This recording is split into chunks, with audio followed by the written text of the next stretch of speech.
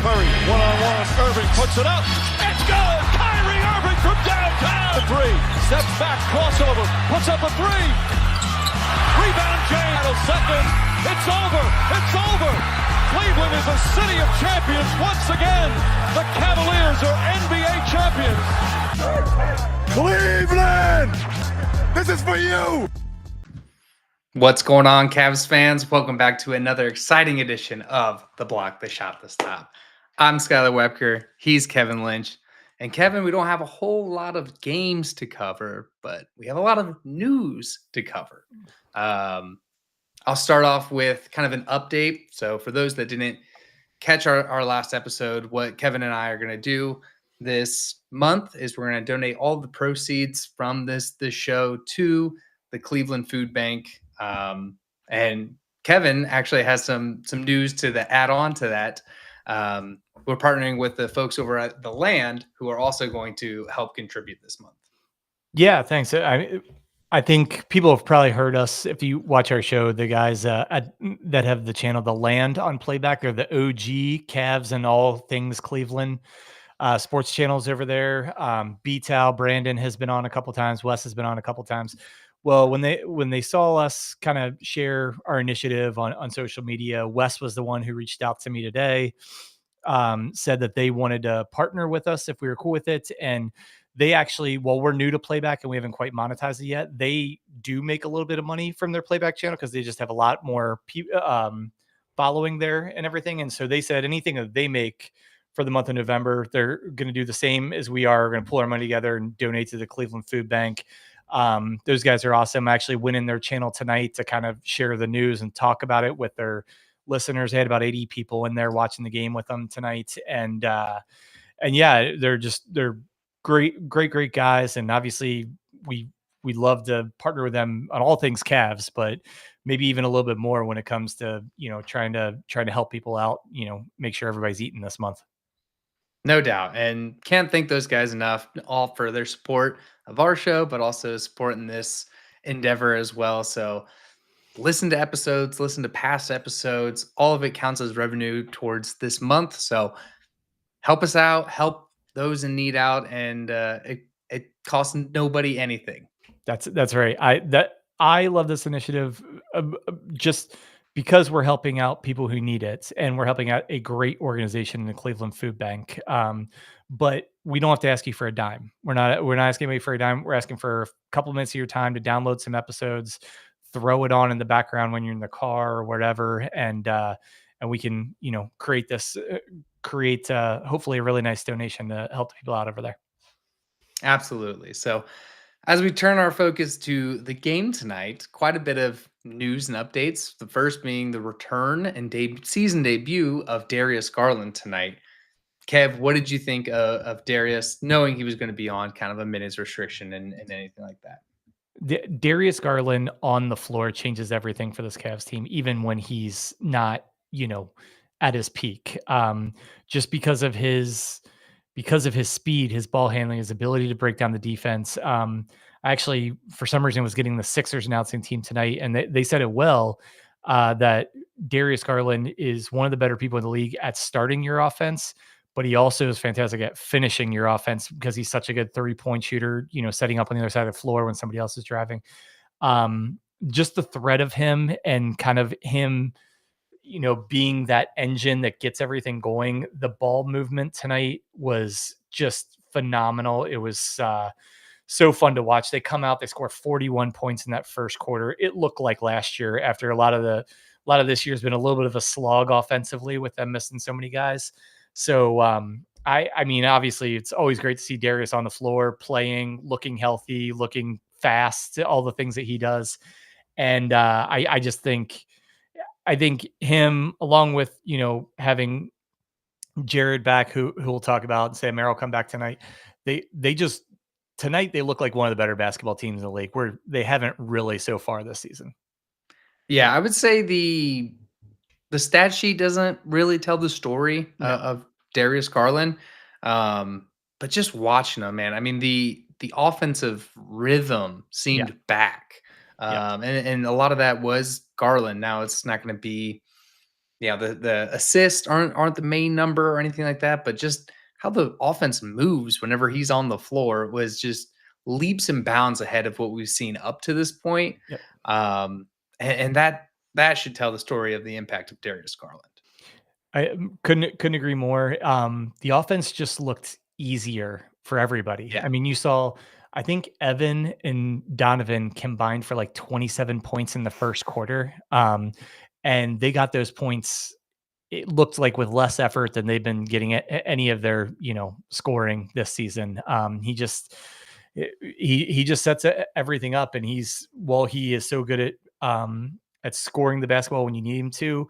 He is an ideal point guard to put this offense in gear where they have so many different ways to score points and to beat you. And I think that was the biggest thing I noticed about it. Wasn't even Darius. It was how much more comfortable and just relieved that guys like Donovan and Evan looked tonight with him back in the fold. Yeah, and you can kind of see it. Just really, everybody seemed to be in a better rhythm tonight. A lot of it, Darius Garland back, but having Sam Merrill back, Mhm. that just huge offensive spike that he provides this team. Yeah. Having Jared Allen back, so Evan Mobley isn't the lone big out there. You can see that he's more comfortable kind of in that 4 spot. Um, and yeah, I just can't. It just feels good to have a cohesive team. I know Hunter was out tonight with illness, and we're still missing Max Struess, but this Can I tell my gives you the. Hunter joke? Yeah, go ahead. Okay. I said I was gonna put a poll on social media, like, with DeAndre Hunter was out sick. What was he out sick with? The flu, COVID, or sick to his stomach because Jalen Tyson took his starting role? Ooh. We can go to our guy, Jalen Iron Tyson, who just continues to impress, man. I mean, we talk about it all the time about his heart and hustle that he plays with, but now we're starting to see the actual counting stats around those heart and hustle plays. I mean, 10 points tonight, 5 rebounds, and I mean those were dirty rebounds that he got. Yeah. 3 assists, 2 steals, and a block. It was, and I would say I can't quote this because I haven't looked it up yet, but only 3 personal fouls. So getting better in that department as well. Yeah. No, he just continues. He continues to do. It seems like exactly what he's being asked of him. Exactly what Kenny Atkinson's been talking about him a lot. Donovan Mitchell's been talking about him a lot. I think they're. I think they're just really appreciative of the effort he's putting in and how he really is trying to. We always talk about, like, do the hustle things, the dirty work, trying to fill the few gaps that this team has had last year and into this year. And I think they just really appreciate not only the quality of the play that he's providing, but also, what specifically he's contributing out there on the court. Yeah, I think we said it our last episode on Monday, but he's making it hard to take him out of this lineup. I mean, Yeah. starter or not, like, he's making it hard to not have him on the floor. Yeah, for sure. We talk about him a lot, and we can kind of leave it at that. But, like, he keeps playing at this level. He is going to be a key cog in this Cavaliers team working towards their ceiling. It's like last year, it's like they started at their ceiling to start the season. This year, it's going to be a little bit more of an ascension with kind of the injuries, with the different kind of ways they're approaching the regular season. So I think he's going to keep going. But we should probably talk about Donovan Mitchell now. What do you think? Yeah, he's the marquee, and I put it out on our accounts that he looks like an MVP candidate when he's wearing those throwback uniforms. Unbelievable, man. I called it, and I think it's fair. He is doing an assault on the NBA right now. He looks better, I think, than ever. Even when he was at his peaks, some of those Boston games last year, some of the playoff games, I think he looks just even more smooth and efficient with scoring the basketball. He looks so in control at all times of what he's doing, and just makes it look like the defense doesn't have a chance against him. And I don't know, man. I was talking about on playback tonight that I think we might be watching Donovan Mitchell's peak right now. And not that he can't sustain this peak for this season and next season and everything, but I think right now is the best he's ever looked, and realistically maybe the best he will ever look. And I agree, he is better 8 games into this year than he was last year when he was first team All NBA. Don't have an argument for me, man. I mean, he is must see TV. He's worth Yeah. the price of admission. It's just incredible. There were a couple of plays where either Oubre or somebody was guarding him and guarding him pretty tight on the 3-point line. And he still hucks it in there, Yep. and you could just see the defeat that the defenders were like, man, like what more am I supposed to do? Yep. Because this guy is getting a bucket no matter what. 46 points on only 21 shot attempts tonight, 10 of 10 from the free throw line, 9 of 10 from 2. And that's the thing. He's finding the right mix of attacking the basket and then getting good quality 3-point shots.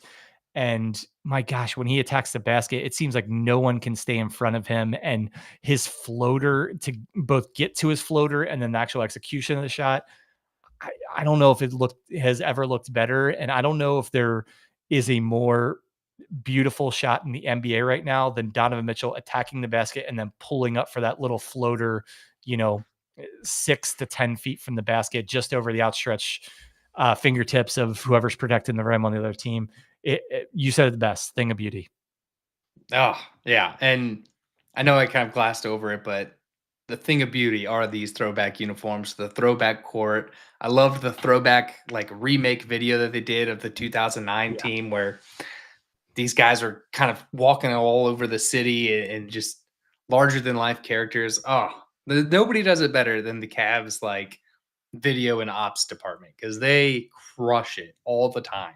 Yeah, the third, I will say, I've said it on here before, not the biggest like jersey guy in the world. Have to admit, it was pretty awesome to see those last night. The court looked phenomenal, and the intro video that you're referring to. While I'm not the biggest like jersey guy and stuff, I'm a huge intro video, intro montage, get you fired up before the game with like the perfect like instrumental, upbeat song to go with it. That was one of the best ones I've ever seen. I've always talked about, like, as much as, I don't like them, not a fan, the Chicago Bulls have like the most fire intro ever. I'm always been a little bit jealous of it. And it's nostalgic too, because it started in the Jordan years. But that intro video night, play it every game, play it every day. I'm gonna put it as my screensaver because that was awesome. Oh, so good. I know we're getting kind of the semantics here, but anybody else that you want to point out as kind of a standout tonight? Well, I definitely want to point out Jared Allen. He looked so good coming back. Was great at finishing around the basket. Had a really big third quarter. I thought he was fantastic at protecting the rim, where Philly, especially without like the old guys, the Embiid and Paul George tonight, are all like quick guards and quick wings that attack the basket relentlessly, led by Tyrese Maxey. That guy's phenomenal. I mean, what a spectacular player. But Jared was so good at protecting the basket tonight. I actually don't even know how many blocks he ended up with, but the amount of shots that he ended up with: 3 blocks, 3 steals, but he probably altered another like handful of shots at least. He was so good at just tonight after, missing the last few games. Didn't really know what to expect from him and Sam Merrill for that instance, but man, did they picked up right where they left off, if not better. They were both phenomenal tonight. Yeah, it's good to see Jared Allen leading the team in plus minus and not leading the team in points. So that tells you that he was really out there getting it done in the defensive department, as well as being the offensive contribution with 24 points, but 3 blocks and 3 steals with 10 rebounds going along with those 24 points. I mean, that's a huge contribution to this team. Yeah, for sure. And really, you could mention everyone tonight, and all if you whoever you wanna like pick out or anybody, but just going down. Evan was really good tonight, especially in the first quarter. I thought he looked great scoring the ball. Took a little bit of a back seat in the second half, but he had overall a great game. We talked about Sam coming back 4 of 5 from three, 14 points, phenomenal. And Lonzo Ball again. We'd love to see a little bit more scoring from Lonzo, but 8 assists in 22, 23 minutes. And I'm very excited to see Lonzo with all these other guys back, and particularly Darius, where he can be a little bit more of a filler. And I think his vision and passing when this team is whole is going to come in so valuable. We've seen spurts of it this year, but when this team is whole, when they're a juggernaut offensively, his ability to move the ball, find the open man, I think is going to be such a key for this team, who, when they're at their best, the ball is moving all over the place. And how we talked about sometimes we didn't like how stagnant the offense looked, in certain games this year. Lonzo is anti-stagnant. He wants the ball moving at all times. And I think it's going to be a phenomenal fit with this roster when they have everybody back, when they have the big guys producing underneath, when they have Sam Merrill hitting shots as well as anybody in the league, Jalen Tyson shooting the ball well, and then that doesn't even include the all-star backcourt of Mitchell and Garland. So I think Lonzo, I think we saw a glimpse tonight of what Lonzo could be with this team when they're close to whole. Yeah, and another thing that I think we saw a really good glimpse of it. I know the final score doesn't show it, but there was a sequence where it was Lonzo Ball, Jalen Tyson, Evan Mobley. Those kind of three were on the floor, and the defensive prowess that Mhm. was going on was incredible. I mean, Lonzo, yeah, the 8 assists, but match that with a steal and a block. You had Jalen Tyson out there getting blocks. You have Evan Mobley getting blocks. Like, the defense was like insufferable if I were a Phillies fan watching that, because it was like, can we not hold on to the ball? Can we not get a shot up? Yeah. Because it just, some things that you just don't get out of, your smaller guards like Garland is blocks, and to have somebody a little lengthier like Lonzo Ball out there who can give you that offensive momentum and movement, but pair that with the ability to block and steal, that's tough. Yeah, I know he's gonna.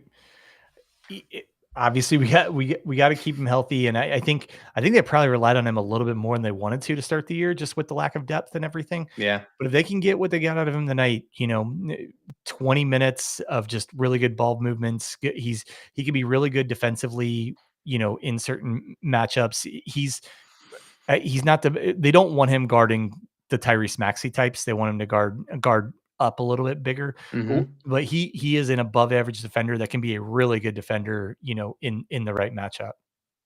No doubt. I think it's going to be exciting, like you said, once we get everybody back and have a full squad, to see how all these pieces move as one.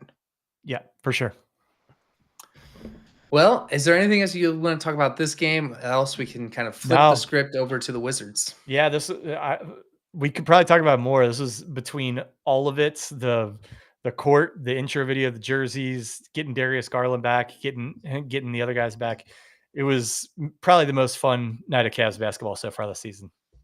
It so far, that's a great qualifier on there, because Sure. I'm hoping to have a lot more fun nights like this. Yeah, agreed.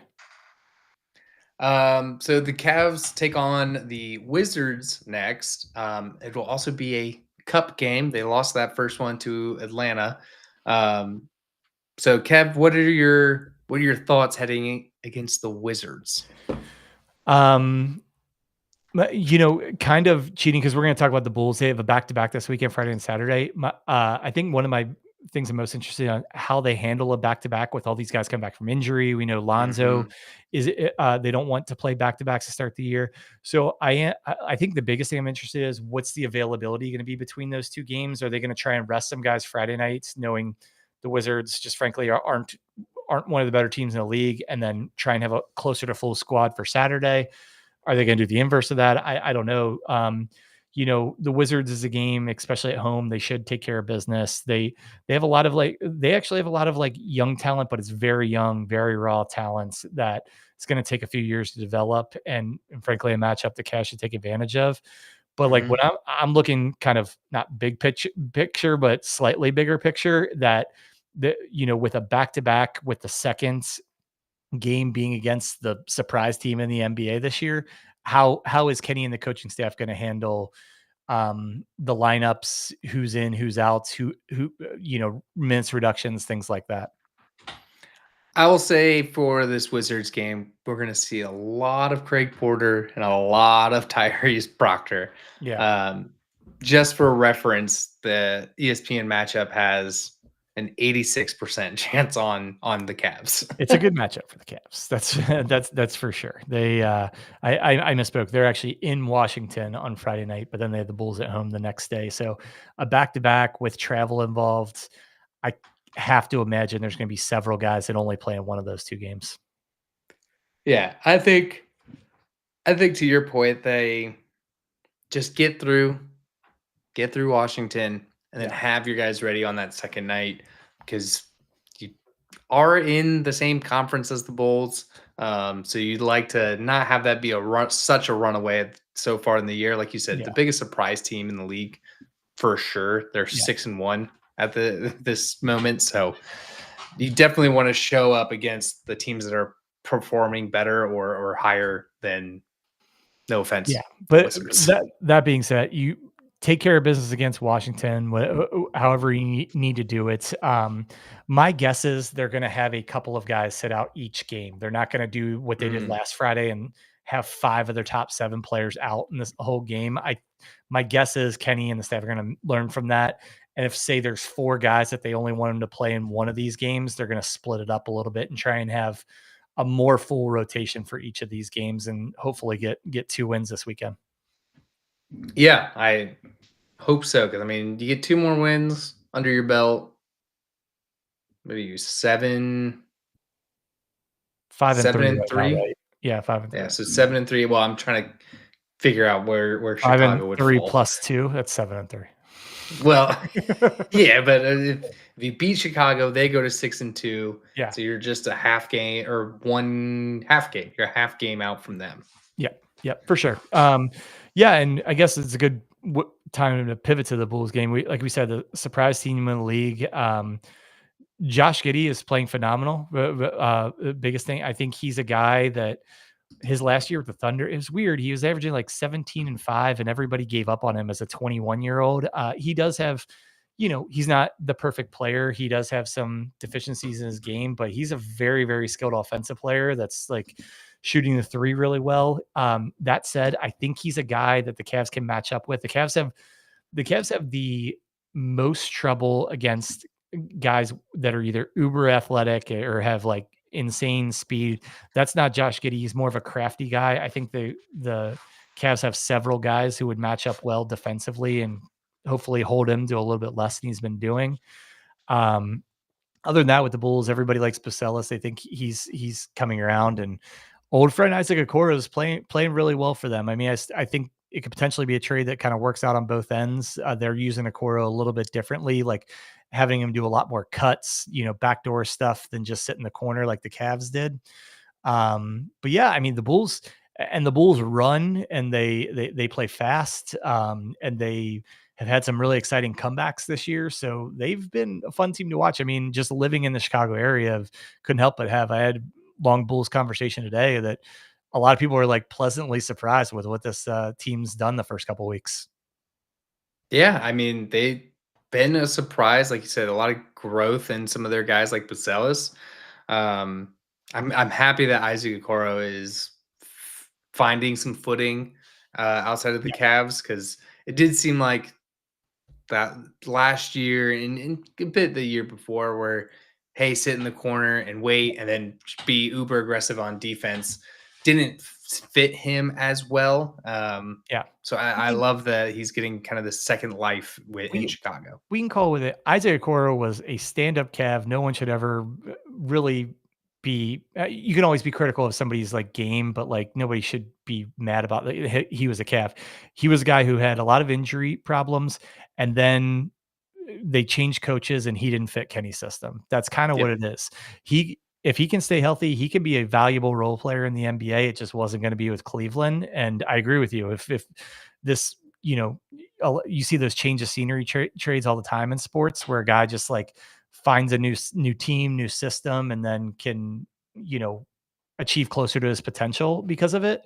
So I hope that's what happens to Isaac. I mean, not against the Cavs, but otherwise, like I always liked him as a player. I always thought there was more there than we saw, and certainly happy that he's having some success. Just hope it's not Saturday night. Just to take that night off, Isaac. Yeah, for sure. Yeah, so I'm excited for this weekend of Cavs basketball.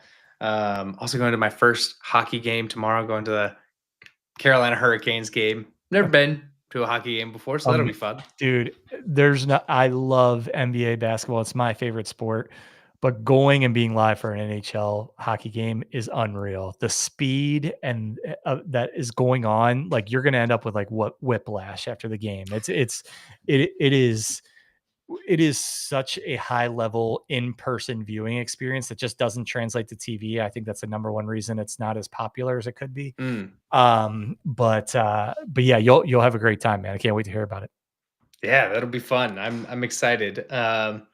So getting out of kind of the basketball, I know we don't, like I said, don't have a ton of games to cover between our last show and this one. But I want to come back to our reoccurring segment, Dad's Talking Cavs. This is parenting, wins, losses, just some free parenting advice, honestly. Yeah, and it's a good week to do it. Halloween is definitely a good time to create dad stories for sure, and that's where mine originates. So it was a great. We talked about briefly on the last episode. Great first Halloween in our new community. Just kind of randomly met up with a bunch of my daughter's friends. They're church reading together, but then you're having a beer, talking to the other parents, and then you look up and you can't see your daughter. My daughter and one of the other little girls, her friends, were missing. And everybody's been in that situation. If you have little kids or have had little kids, that you don't see your young kid and you have that momentary freak out, like, where are they? And so we literally run in different directions. And they had made it down the street, turn the corner to the end of the next block, turn the corner again. So they're like 2 turns and like 10 or 12 houses in front of us. We catch up to them. And I give my daughter and I tell her, like, Maddie, I know you're so excited for Halloween. I'm excited you're having a good time. You always have to be that. Our rule is you always have to be able to see me. If you see me, I'll give you your independence. But if you can't see me, you need to stop and find me, or just wait until I come find you. And she looks me dead in the eye and goes, "But Daddy, I want candy and you're slowing me down." and it got me thinking, like, I couldn't help but laugh, and the rest of the night went fine. But it got me thinking, like, not only dad stories, but like, let's make some money. Like, I want to start like a kids line of business, kids personal trainers, kids motivational speakers, because they will tell you the truth as direct as anyone will, and in a way that doesn't always offend you, or doesn't really offend you. So I'm like, if I could channel what she did right here and into like other business, I think I could. I think we could start something here. I think like she could just tell someone at the gym, like, you're not lifting very good. Are you even trying? But do it in a cute 5-year-old way where maybe you're not, you don't get upset, but it makes you try a little harder. So that's my dad's story for the week. Oh, that's hilarious. It's so true that they'll just tell you the truth and not comprehend that might like sting. Yes. It was so funny. I mean, she just looked me in the eye and said exactly what was on her mind, and I was like, all right, let's keep it moving. So I think for my Dad's Talking Cavs segment, it actually happened tonight. My son has just toys galore and everywhere. He's the first grandkid, because both me and my wife are the oldest of our families. So he's the first and only, I should say, right now. So he's just got oodles and oodles of stuff. Yeah. And just kind of fatigued with it all, I would say. I found a quarter and I was like, Liam, come here. We're going to play heads and tails. And we're just flipping a quarter, call heads, call tails. He got such a kick out of playing quarters, playing heads and tails. I don't know if this is good gambling or not, but he just got such a kick out of like calling it, getting it right. He would run around and act all crazy and start dancing whenever he got it right. So just that like reminder that the kids don't need all this crap and toys and stuff. Like a simple quarter will keep them entertained. It's so true, man. I mean, the most lasting thing that my daughter has played with for 4 of her 5 years on Earth are like sticks. She loves just finding sticks outside. Yesterday, I got some deliveries from work that had like the bubble wrap, the plastic bubble wrap Yeah, on it, yeah. and she's sitting there popping bubbles for 20 minutes, having the best time. Couldn't agree with you more. We've over materialized kids' lives. You just throw them in the backyard with a ball or a stick or a quarter, and they can have a great time. No doubt. No doubt. So for that, we'll get on out of here. We'll be back on Sunday Mhm. because there's not a Sunday game, so we don't have a scheduling conflict. So we'll be back on Sunday to cover the Wizards game and the Bulls game, as well as look ahead into the next week. Again, I wanted to put out there this month we are going to donate any proceeds from the show to the Cleveland Food Bank. The guys over at the Land on Playback will also be doing the same endeavor as well. So we're really trying to help families out this month. So go listen. It's completely free. Listen to a few episodes, and let's really give a good chunk of change. Follow us on all of our social medias on Twitter, Blue Sky, Facebook, Instagram. We're on everything. And please, if you're catching us for the first time, subscribe to us here on Playback. We're on our first season as partners with Playback. And go subscribe to the audio version of this podcast wherever you get your podcasts. We're on all of them completely free. So with that, he's Kevin Lynch. I'm Skylar Webker. And as always, Go Cavs.